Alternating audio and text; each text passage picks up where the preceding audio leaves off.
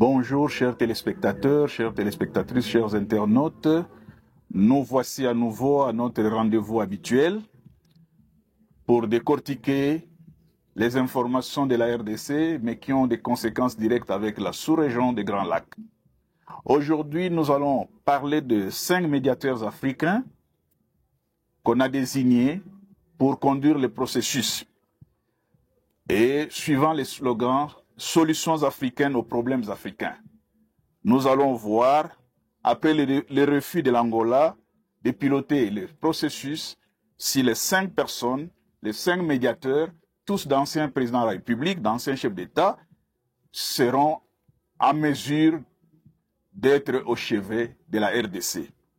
Alors, nous les citons rapidement, puisque tout le monde connaît maintenant. Il y a d'abord Uhuru Kenyatta, l'ex-président de la République du Kenya. Nous avons Obasanjo Olusegun du Nigeria. Nous avons Balema Motalante de l'Afrique du Sud. Nous avons Catherine Samba de la République centrafricaine et Charles Wokezwe de l'Éthiopie. Quelle chance accorder à cette équipe pour que la paix revienne dans la sous-région. Notre analyse va partir de 3 points. Le premier point, c'est la prise de Goma et la rencontre de l'EAC-SADC. Le deuxième point va tourner autour de la rencontre des chefs d'état-major de la SADC et EAC. Et le troisième point, ça sera sur les conseils de sécurité et les solutions africaines aux problèmes africains. Et comme tout le monde le sait, l'information, c'est l'arme absolue, c'est le produit numéro 1 de la guerre. Qui ne maîtrise pas l'information ne peut pas maîtriser les contours de la guerre. Nous essayons de donner cette information-là pour que nos téléspectateurs, nos internautes puissent comprendre les contours de cette guerre qui déchire la République démocratique du Congo.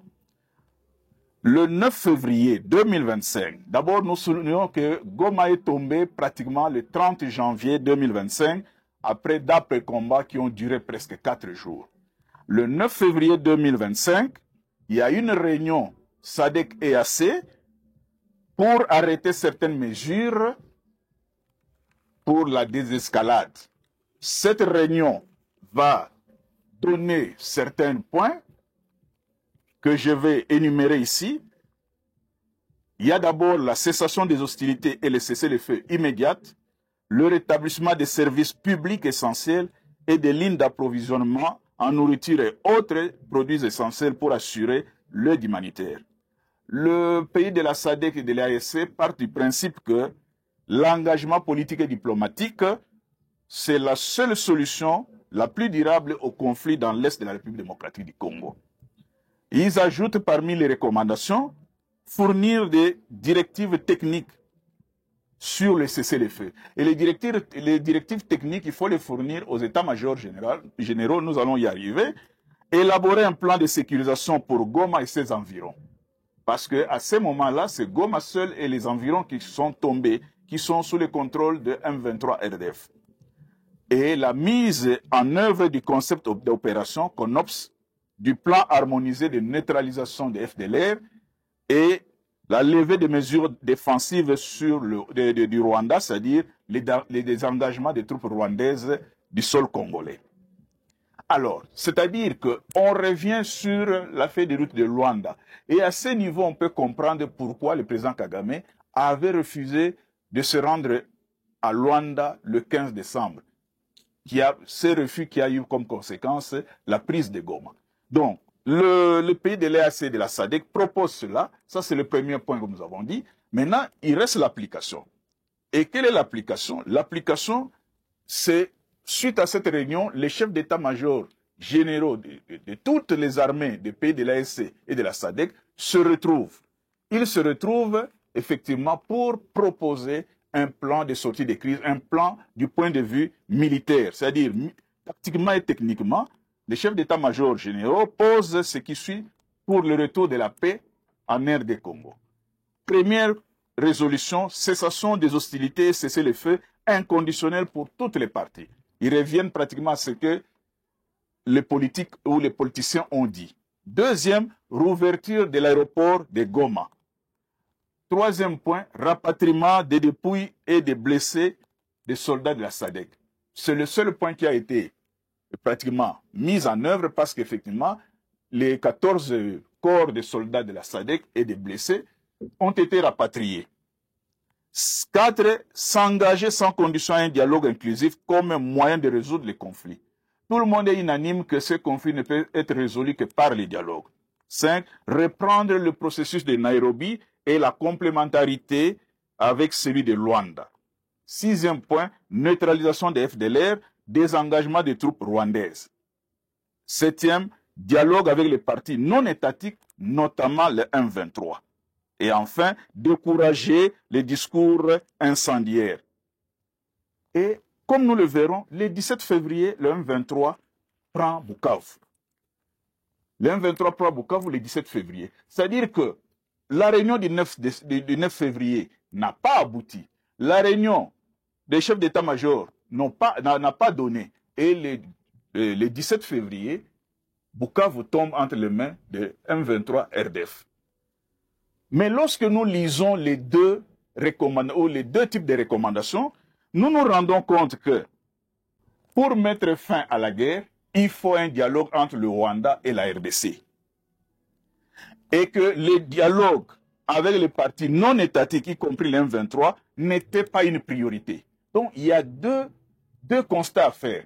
Le premier, il faut un dialogue direct entre Tshisekedi et Kagame. C'est ce qui a échappé ou ce qui a échoué à Luanda. Le deuxième point, le deuxième constat, c'est que les dialogues avec les partis non invités, les partis non étatiques plutôt, notamment le M23, n'étaient pas une priorité. Donc, dans l'entendement de tous, le conflit, c'est entre le Rwanda et la RDC. Ce n'est pas le conflit entre la RDC et le M23. Alors, cette compréhension, cette meilleure compréhension du conflit va finalement échapper à un certain niveau. Et nous passons au troisième point, qui est pratiquement le troisième point, qui est le Conseil de sécurité. Le 21 février, voyez les dates. Le 9 février, le chef d'État se retrouve à EAC et SADC, il propose des solutions. Le 17 février, Bukavu tombe. C'est-à-dire que tout passe comme de l'eau sur le plume d'un canard. Le 21 février 2025, le Conseil de sécurité adopte la résolution 2773. Mais avant d'adopter cette résolution, les pays africains qui y participent posent un problème. Solutions africaines aux problèmes africains. Nous avons 3 pays africains, la Somalie, Sierra Leone et l'Algérie, qui s'opposent aux sanctions et qui soutiennent qu'il faut que les Africains eux-mêmes puissent trouver des solutions aux problèmes qui détruisent ou qui nuisent à l'Afrique. Pour eux, le dialogue, c'est la seule voie, la seule issue, et qu'il faut dialoguer même avec son ennemi parce qu'il faut finalement se mettre autour d'une table avec son ennemi. Alors, et il faut qu'à partir des dialogues, les armes puissent se taire. Nous remarquons que les 3 pays africains ne soutiennent pas l'option des sanctions. Ils sont convaincus que vous pouvez tuer en Afrique, on peut avoir des morts, on peut avoir des cadavres, on peut avoir des blessés, on peut détruire les infrastructures, mais si on cherche à pointer les coupables, on ne trouvera pas de solution. Il y a déjà 2 logiques qui s'affrontent. Il y a la logique cartésienne qui dit que celui qui a commis une faute, il doit répondre de ses actes, et donc il faut prendre des sanctions. Et il y a la logique de certains chefs d'État africains ou de certains pays africains qui disent non, non, non, il faut oublier les sanctions, il faut aller au dialogue, il faut pardonner pour arriver à la paix. Au fait, c'est la paix sans la justice. Or, il y a une logique qui dit d'abord la justice et la paix après. Et c'est la même logique pratiquement que suit la CENCO et les CC en disant dialogue, on n'a pas besoin de sanctions. Donc, les 3 pays africains optent pour les dialogues et non les sanctions parce qu'ils sont convaincus qu'aux problèmes africains, il faut des solutions africaines. Mais ils oublient une chose, que l'Union africaine avait autorisé la SADC de récupérer les armes qui étaient, je pense, au Cameroun. La SADC n'a jamais pris les armes. Et ils oublient une chose, que l'Union africaine ne peut pas utiliser la force sans le chapitre 7 qui n'est octroyé que par les Nations unies. Ils oublient une chose, que des conflits en Afrique ont une une connotation internationale. Le conflit au Soudan, ce n'est pas un conflit entre Soudanais seulement. Il y a des implications internationales. Le conflit en RD Congo a des implications internationales. Mais ces trois présidents ou ces trois pays restent dans la conviction que les problèmes africains ne peuvent trouver que des solutions africaines. Donc, les Occidentaux et le reste du monde doivent nous observer. Donc, il faut traiter, mais ils disent qu'il faut traiter les causes profondes du conflit. Mais quelles sont les causes profondes du conflit en RDC? Ils ne le disent pas. Ils ajoutent qu'il faut appuyer les initiatives régionales. Donc, lorsque nous arrivons aujourd'hui à 5 médiateurs proposés par l'Union africaine, c'est dans cette logique que les problèmes africains ne peuvent être résolus que par des Africains. Donc, priorité à la diplomatie, au dialogue et à la diplomatie. Mais dans l'entretemps, comme nous le voyons, le temps joue contre la RDC parce que le 30, Goma tombe. Le 30 janvier, Goma tombe. Le 17 février, Bukavu tombe. Et aujourd'hui, nous sommes le 26 mars. Kinshasa, aucune résolution n'a été appliquée, sauf les transferts de 14 corps et des blessés de la SADC. Donc, le problème se pose, nous nous posons la question. L'Algérie, en voulant que les problèmes africains ne soient résolus que par les Africains, est-ce que l'Algérie a derrière sa tête le problème du Sahara occidental? Parce que l'Algérie soutient l'autodétermination des Sahraouites contre le Maroc. Est-ce que c'est dans cette logique-là que l'Algérie veut qu'il n'y ait pas de sanctions, que les Africains arrivent à traiter leurs problèmes eux-mêmes? La Somalie. Est-ce que la Somalie est un exemple de dialogue? Nous savons que la Somalie est aujourd'hui démembrée, dépecée. Il y a des Somaliland, et ainsi de suite. Est-ce que la Somalie peut se présenter comme un exemple de dialogue? Donc, en acceptant cela, on se pose des questions. Quelle est la vraie volonté des pays africains en voulant brandir l'expertise africaine là où pratiquement les choses ne marchent pas? La question, elle est restée. Est-ce que le problème de la RDC doit être traité par les Africains? Est-ce que les Africains ont tous les mécanismes entre leurs mains, notamment les pressions? Or, nous savons que les pays africains, les pays de l'Union africaine, n'ont jamais condamné l'agression, à part le Burundi. Tous les autres pays sont restés, même nos voisins les plus proches comme Brazzaville, ils n'ont jamais condamné l'agression. Et lorsqu'on lit les résolutions, on ne parle pas de l'agression. On dit seulement retrait des troupes. Nous savons aussi que la résolution ou la proposition prise par les chefs d'état-major, qui était qu'ils descendent à Goma pour voir dans quelle mesure on peut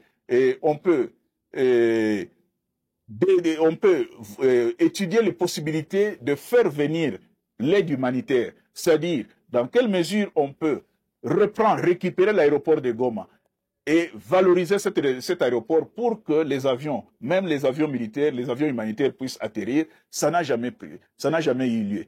Donc, est-ce que les Africains eux-mêmes sont capables de trouver des solutions aux problèmes qui rongent la RDC? Est-ce que ce n'est pas une façon de gagner du temps? Parce qu'effectivement, on est en train de gagner du temps en défaveur des Congolais. Voilà les problèmes africains, les solutions africaines aux problèmes africains. Quelles sanctions les Africains peuvent imposer à un pays qui ne veut pas respecter les résolutions prises? Parce que, nous le disons, le Rwanda expérimente ce qu'on appelle l'envers de la loi. Et que dit l'envers de la loi? L'envers de la loi dit ceci: le choix le plus rationnel à l'égard de la loi consiste le plus souvent à l'enfreindre.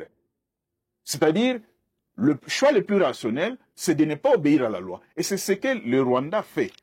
Est-ce que les pays africains sont capables de convaincre le Rwanda, de contraindre le Rwanda à retirer ses troupes?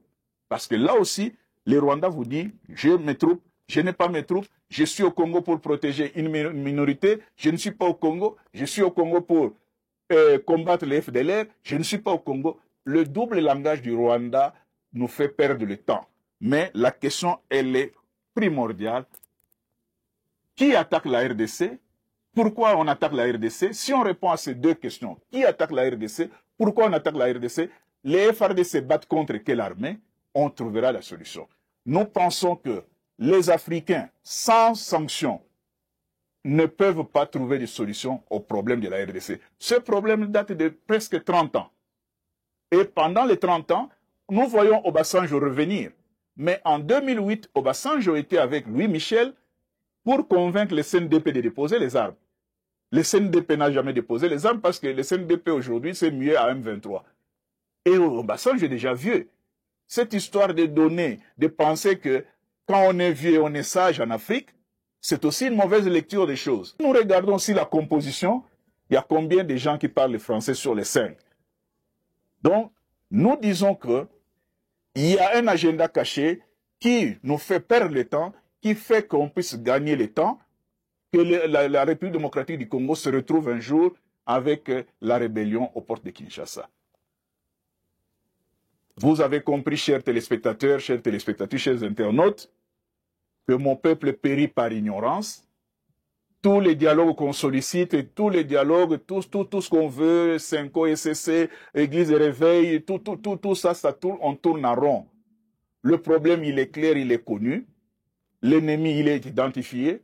Le problème de la crise est identifié. Parce que lorsqu'on dit solutions africaines aux problèmes africains, le ACR, le Haut Commissariat des Nations Unies pour les réfugiés, n'est pas africain. C'est international. C'est le Conseil de sécurité. Et les sanctions prises par le Conseil de sécurité, non, les résolutions prises par le Conseil de sécurité, résolution 2773, qui demande le retrait sans condition des troupes rwandaises, cette résolution est en veilleuse parce qu'on veut des solutions africaines aux problèmes africains. L'information, nous l'avons dit, c'est l'arme absolue. L'information, c'est le produit numéro 1 de la guerre. Qui contrôle l'information dans une guerre, contrôle la guerre. Or, on est en train d'embrouiller le peuple congolais avec des termes diversifiés, des termes polysémiques, pour que le temps qui joue contre nous nous retrouve finalement coincés sans solution possible. Le temps joue contre la RDC. Faisons attention, comprenons cela, relançons tous les fronts médiatiques, économiques, militaires, spirituels, tous les fronts possibles pour arriver à mettre fin à l'agression. Chers téléspectateurs, chères téléspectatrices, chers internautes, si vous avez aimé ces partages, nous vous disons merci. Trouvez l'information chez Les Coulisses RDC TV. Dire la vérité plutôt que et dire le mensonge. Dire la vérité plutôt que mentir. Mais sachez que la vérité, tout en prenant l'ascenseur, arrive et confond le mensonge. Merci et à la prochaine occasion.